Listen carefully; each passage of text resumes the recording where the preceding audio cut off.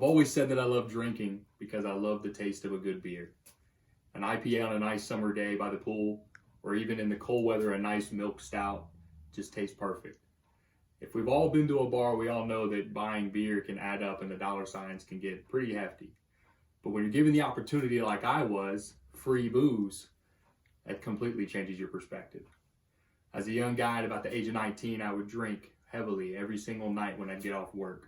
So being able to do my recreational hobby for free was a no-brainer. So let me tell you about how I overcame my addiction. Sunday, February 2nd, 2020, I went to my regular watering hole, Tom's Bar in South Louisiana, after work like I always would. There was a small group of us there. We would always get together and drink, but I would always have a hard time distincting between drinking for fun with the guys or just drinking just to forget about the stress in the day that I just had. So it's here, we're drinking like we normally would, and we're all doing shots after the beers. That's how Tom would serve them up to us.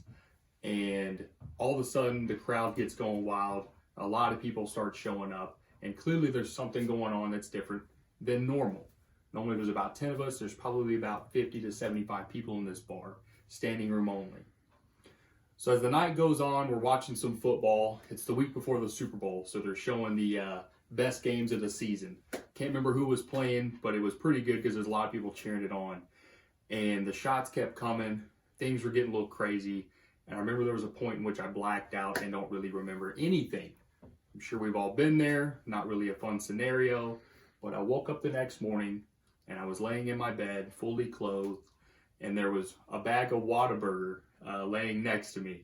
And I knew that I had driven home, but Whataburger was on the far side of town, which meant that I had clearly made a poor choice and left the bar that night and went and got something to eat.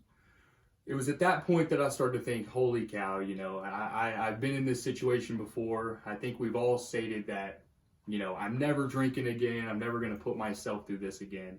But as the day went on, I began getting sicker and sicker to the point I couldn't even put down a cup of water.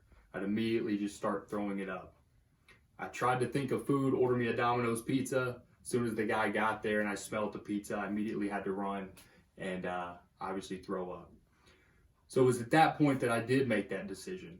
I ultimately decided I can't do this anymore. I can't keep torturing myself like this because it's hurting me, It's destroying my life. So that Monday, the night after that Sunday, I then decided I'm getting rid of all the alcohol in the house. And since then, I haven't looked back. Now, that being said, it has been exactly 52 weeks since that happened. And it's been a long journey. It's not always been easy, but it has been probably the most rewarding 52 weeks of my entire life.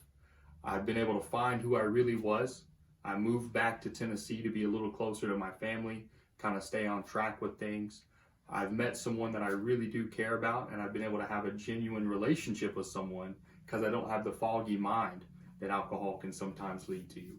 I've been able to partake in a job that I can actually be focused on and not have people constantly tell me, hey, you smell like alcohol. That's always an embarrassing thing. Just put on a little cologne and get over that. But really, the most important thing was finding myself, finding out who I truly am, my sober self, being able to look in the mirror and be confident. That was probably the most important thing, kind of seeing that and having that self-respect is what I truly found to be the most important. And I'll tell anybody out there, it is a difficult process, but it is very doable. You just have to really dig deep and find it out. But that's the story of my addiction.